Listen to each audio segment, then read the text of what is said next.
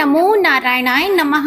भगवान बृहस्पति देव की पूजा अर्चना के लिए बृहस्पतिवार को व्रत करके बृहस्पतिवार की व्रत की कथा सुनना चाहिए। बृहस्पतिवार का व्रत करने और कथा सुनने से सभी भक्तों की मनोकामनाएं पूर्ण होती हैं। तो आइए बड़ी ही श्रद्धा से बृहस्पतिवार की इस कथा को सुनते हैं। भारतवर्ष में एक प्रतापी और दानी राजा राज्य करता था। वह नित्य गरीबों और ब्राह्मणों की सहायता करता था। यह बात उसकी रानी को अच्छी नहीं लगती थी। वह ना ही गरीबों को दान देती, ना ही भगवान का पूजन करती थी और राजा को भी दान देने से मना किया करती थी। एक दिन राजा शिकार खेलने वन को गए हुए थे तो रानी महल में अकेली थी। उसी समय बृहस्पति देव साधु वेश में राजा के महल में भिक्षा लेने के लिए गए और भिक्षा मांगी तो रानी ने भिक्षा देने से इनकार कर दिया और कहा, हे साधु महाराज, मैं तो दान पुण्य से तंग आ गई हूँ। मेरा पति सारा धन लुटाते रहते हैं। मेरी इच्छा है कि हमारा धन नष्ट हो जाए, फिर ना रहेगा बांस, ना बजेगी बांसुरी। साधु ने कहा, देवी तुम तो बड़ी विचित्र हो। धन संतान तो सभी चाहते हैं, पुत्र और लक्ष्मी तो पापी के घर भी होने चाहिए। यदि तुम्हारे पास अधिक धन है तो भूखों को भोजन दो, प्यासों के लिए प्याऊ बनवाओ, यात्रियों के लिए धर्मशालाएं खुलवा दो। जो निर्धन अपनी कुंवारी कन्याओं का विवाह नहीं कर सकते, उनका विवाह करा दो। ऐसे और कई काम हैं जिनके करने से तुम्हारा यश लोक और परलोक में फैलेगा। परंतु रानी पर उपदेश का कोई प्रभाव नहीं पड़ा। वह बोली, महाराज आप मुझे कुछ ना समझाएं। मैं ऐसा धन नहीं चाहती जो हर जगह बांटती फिरूं। साधु ने उत्तर दिया, यदि तुम्हारी ऐसी इच्छा है तो तथास्तु। तुम ऐसा करना कि बृहस्पतिवार को घर लीपकर पीली मिट्टी से अपना सिर धोकर स्नान करना, भट्टी चढ़ाकर कपड़े धोना। ऐसा करने से आपका सारा धन नष्ट हो जाएगा। इतना कहकर वह साधु महाराज वहां से आलोक हो गए और साधु के अनुसार कई बातों को पूरा करते हुए रानी को केवल 3 बृहस्पतिवार ही बीते थे कि उसकी समस्त धन संपत्ति नष्ट हो गई। भोजन के लिए राजा का परिवार तरसने लगा। तब एक दिन राजा ने रानी से बोला कि हे रानी, तुम यहीं रहो, मैं दूसरे देश को जाता हूँ, क्योंकि यहाँ पर सभी लोग मुझे जानते हैं, इसलिए मैं कोई छोटा कार्य नहीं कर सकता। ऐसा कहकर राजा परदेश चला गया। वहाँ वह जंगल से लकड़ी काट कर लाता और शहर में बेचता था। इस तरह वह अपना जीवन व्यतीत करने लगा। इधर राजा के परदेश जाते ही रानी और दासी दुखी रहने लगी। एक बार जब रानी और दासी को 7 दिन तक बिना भोजन के रहना पड़ा तो रानी ने अपनी दासी से कहा कि हे दासी, पास ही के नगर में मेरी बहन रहती है, वह बड़ी धनवान है, तो उसके पास जा और कुछ लेकर आ ताकि थोड़ा बहुत गुजार बसर हो सके। रानी दासी की बहन के पास गई। उस दिन गुरुवार था और रानी की बहन उस समय बृहस्पतिवार व्रत की कथा सुन रही थी। दासी ने रानी की बहन को अपनी रानी का संदेश दिया, लेकिन रानी की बड़ी बहन ने कोई उत्तर नहीं दिया। जब दासी को रानी की बहन से कोई उत्तर नहीं मिला तो वह बहुत दुखी हुई और उसे क्रोध भी आया। दासी ने वापस आकर रानी को सारी बात बता दी। सुनकर रानी ने अपने भाग्य को कोसा। उधर रानी की बहन ने सोचा कि मेरी बहन की दासी आई थी, परंतु मैं उससे नहीं बोली, इससे वह बहुत दुखी हुई होगी। कथा सुनकर और पूजन समाप्त करके वह अपनी बहन के घर आई और कहने लगी, हे बहन, मैं बृहस्पतिवार का व्रत कर रही थी। तुम्हारी दासी मेरे घर आई थी, परंतु जब तक कथा होती है तब तक ना तो उठते हैं और ना ही बोलते हैं, इसलिए मैं नहीं बोली। कहो दासी, क्यों आई थी? रानी बोली, बहन तुमसे क्या छुपाऊं, हमारे घर में खाने तक को अनाज नहीं था ऐसा कहते कहते रानी की आंखें भर आई। उसने दासी समेत पिछले 7 दिनों से भूखे रहने तक की बात अपनी बहन को विस्तार पूर्वक सुना दी। रानी की बहन बोली, देखो बहन, भगवान बृहस्पति देव सबकी मनोकामना को पूर्ण करते हैं। देखो, शायद तुम्हारे घर में अनाज रखा हो। पहले तो रानी को विश्वास नहीं हुआ, पर बहन के आग्रह करने पर उसने अपनी दासी को अंदर भेजा तो सचमुच अनाज से भरा एक घड़ा मिल गया। यह देखकर दासी को बड़ी हैरानी हुई। दासी रानी से कहने लगी कि रानी, जब हमको भोजन नहीं मिलता तो हम व्रत ही तो करते हैं, इसलिए क्यों ना इनसे व्रत और कथा की विधि पूछ ली जाए ताकि हम भी व्रत कर सकें। तब रानी ने अपनी बहन से बृहस्पतिवार व्रत के बारे में पूछा। उसकी बहन ने बताया कि बृहस्पतिवार के व्रत में चने की दाल और मुनक्का से विष्णु भगवान का केले की जड़ में पूजन करें तथा दीपक जलाएं, व्रत की कथा सुने और पीला भोजन ही करें। इससे बृहस्पति देव प्रसन्न होते हैं और व्रत और पूजन बताकर रानी की बहन अपने घर को लौट गई। 7 दिन के बाद जब गुरुवार आया तो रानी और दासी ने व्रत रखा। घोड़साल में जाकर चना और गुड़ लेकर आई, फिर उससे केले की जड़ तथा विष्णु भगवान का पूजन किया। अब पीला भोजन कहाँ से आए, इस बात को लेकर दोनों बहुत दुखी थी। चूंकि उन्होंने व्रत रखा था, इसलिए बृहस्पति देव उनसे प्रसन्न थे। इसलिए वे एक साधारण व्यक्ति का रूप धारण करके 2 थालों में पीला भोजन दासी को दे गए। भोजन पाकर दासी बहुत प्रसन्न हुई और फिर रानी के साथ मिलकर भोजन ग्रहण किया। उसके बाद वे सभी गुरुवार को व्रत और पूजन करने लगी। बृहस्पति भगवान की कृपा से उनके पास फिर से धन संपत्ति आ गई, परंतु रानी फिर से पहले की तरह आलस्य करने लगी। तब दासी बोली, देखो रानी, तुम पहले भी इस प्रकार आलस्य करती थी। तुम्हें धन रखने में कष्ट होता था, इस कारण सभी धन नष्ट हो गया, और अब जब भगवान बृहस्पति देव की कृपा से धन मिला है तो तुम्हें फिर से आलस्य होता है। रानी को समझाते हुए दासी कहती है कि बड़ी मुसीबतों के बाद हमने यह धन पाया है, इसलिए हमें दान पुण्य करना चाहिए, भूखे मनुष्यों को भोजन कराना चाहिए और धन को शुभ कार्यों में खर्च करना चाहिए, जिससे तुम्हारे कुल का यश बढ़ेगा, स्वर्ग की प्राप्ति होगी और पितृ प्रसन्न होंगे। दासी की बात मानकर रानी अपना धन शुभ कार्यों में खर्च करने लगी, जिससे पूरे नगर में उसका यश फैलने लगा। उधर एक दिन राजा दुखी होकर जंगल में एक पेड़ के नीचे आसन जमाकर बैठ गया। वह अपनी दशा को याद करके व्याकुल होने लगा।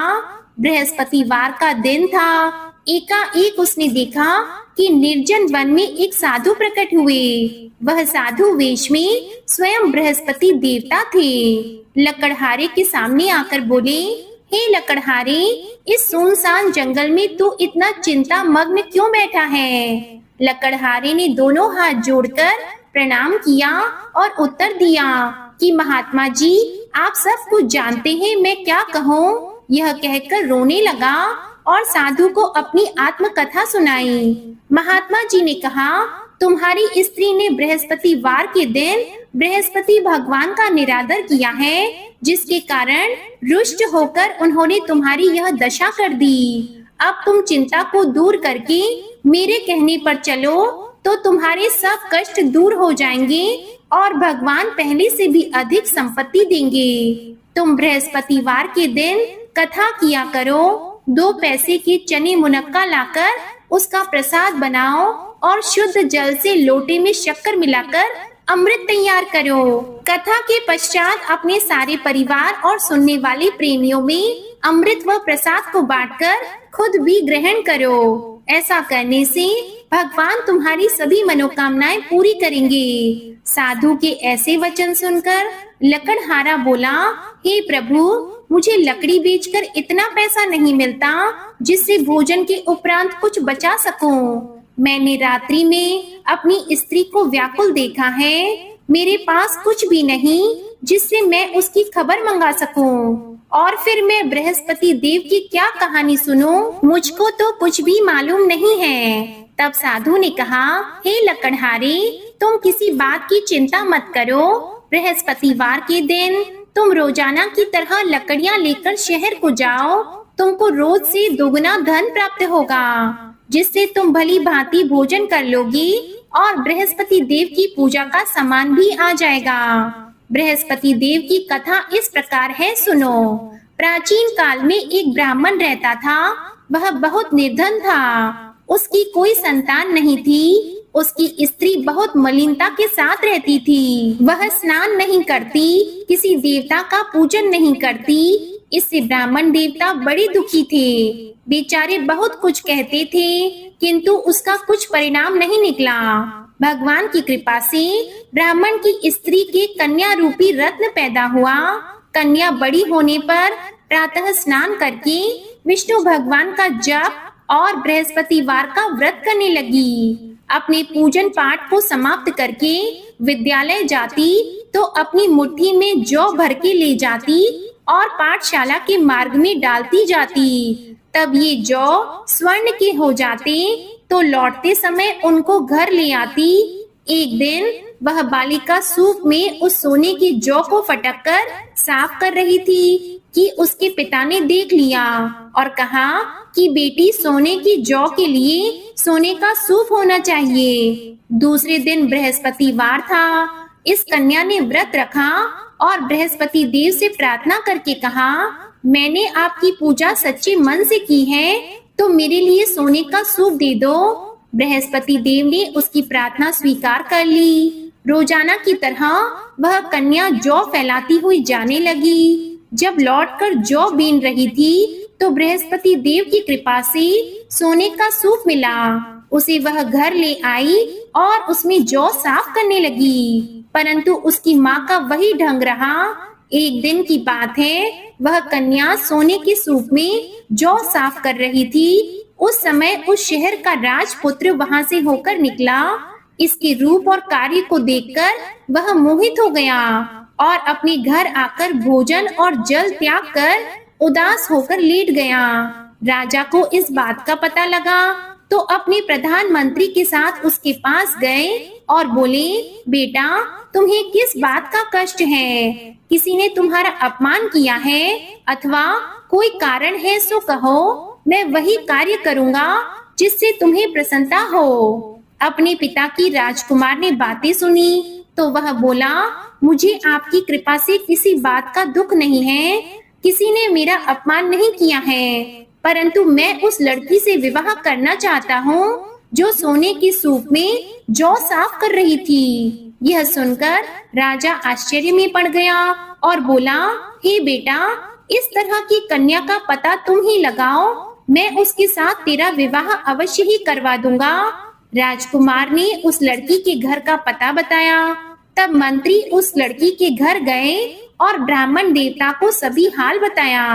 ब्राह्मण देवता राजकुमार के साथ अपनी कन्या का विवाह करने के लिए तैयार हो गए तथा विधि विधान के अनुसार ब्राह्मण की कन्या का विवाह राजकुमार के साथ हो गया। कन्या के घर से जाते ही पहले की भांति उस ब्राह्मण देवता के घर में गरीबी का निवास हो गया। अब भोजन के लिए भी अन्न बड़ी मुश्किल से मिलता था। एक दिन दुखी होकर ब्राह्मण देवता अपनी पुत्री के पास गए।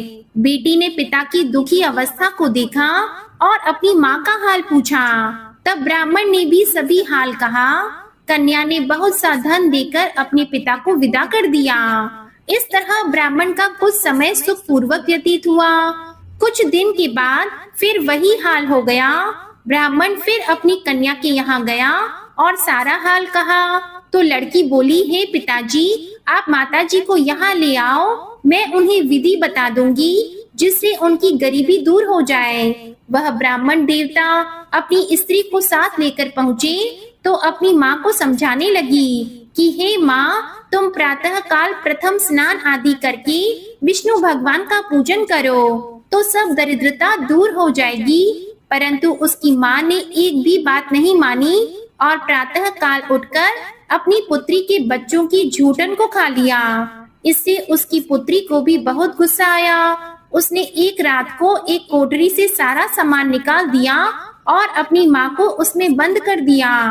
प्रातः उसमें से उसे निकाला तो स्नान आदि करा के पूजा पाठ करवाया तो उसकी माँ की बुद्धि ठीक हो गई। इसके बाद वह नियम से पूजा पाठ करती और प्रत्येक बृहस्पतिवार को व्रत रखने लगी। इस व्रत के प्रभाव से उसके माता और पिता बहुत ही धनवान और पुत्रवान हो गए और बृहस्पति देवता के प्रभाव से इस लोक के सुख को भोगकर अंत में स्वर्ग को प्राप्त हुए।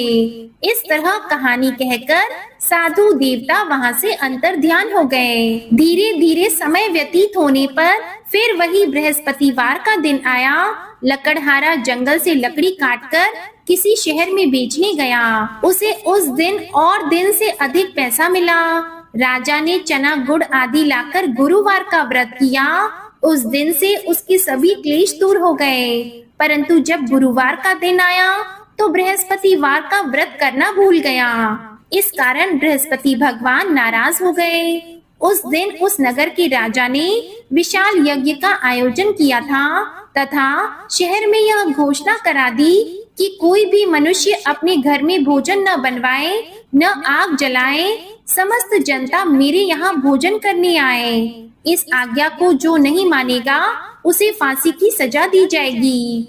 इस तरह की घोषणा संपूर्ण नगर में करवा दी गई।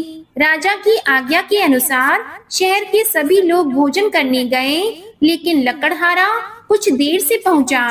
इसलिए राजा उसको अपने साथ घर लेकर गए और ले जाकर भोजन करा रहे थे तो रानी की दृष्टि उस खूंटी पर पड़ी जिस पर उसका हार लटका हुआ था। वह वहां पर दिखाई नहीं दिया।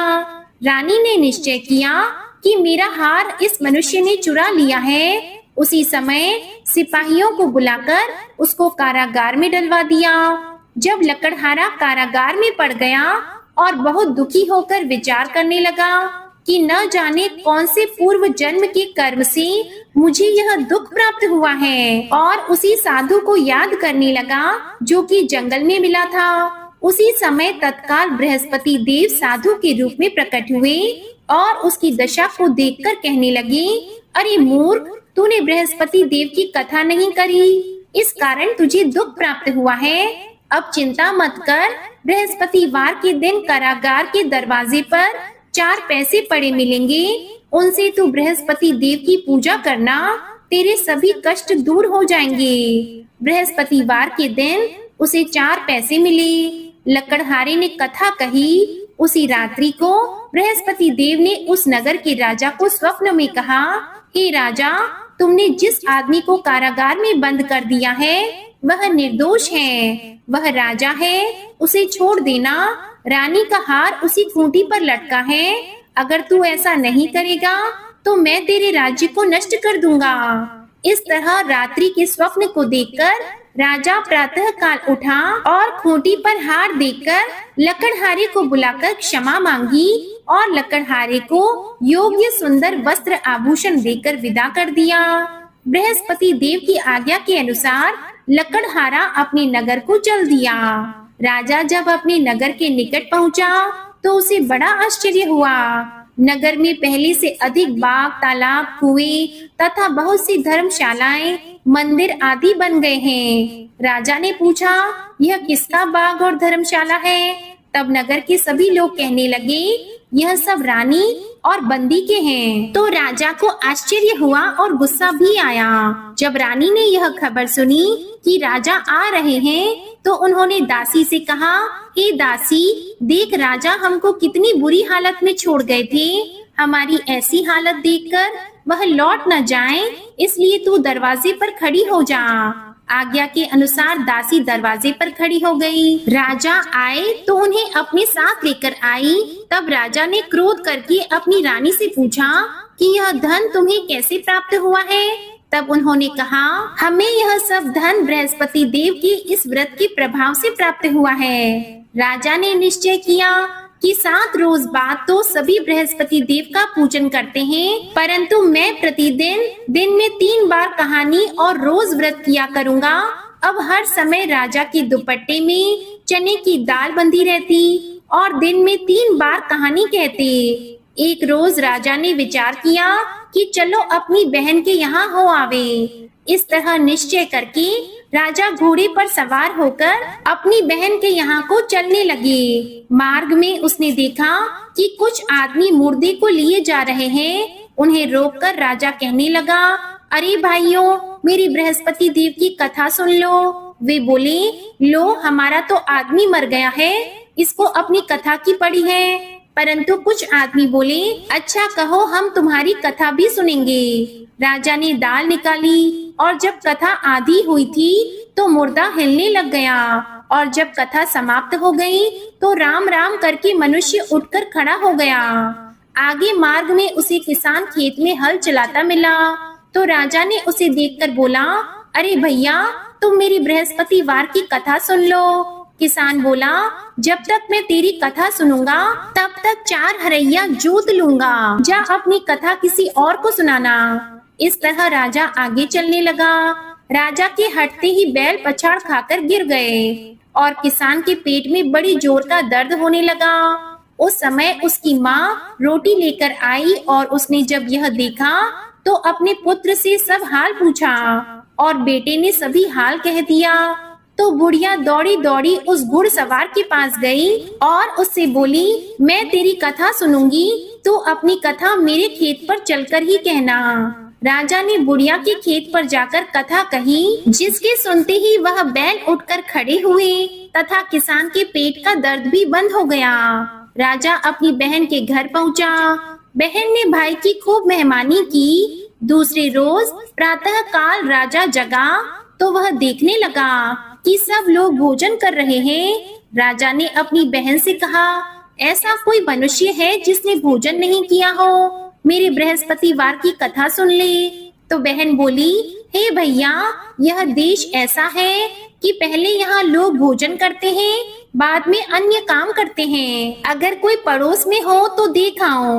वह ऐसा कहकर देखने चली गई, परंतु उसे कोई ऐसा व्यक्ति नहीं मिला जिसने भोजन न किया हो। अतः वह एक कुम्हार के पास गई जिसका लड़का बीमार था। उसे मालूम हुआ कि उनके यहाँ 3 रोज से किसी ने भोजन नहीं किया है।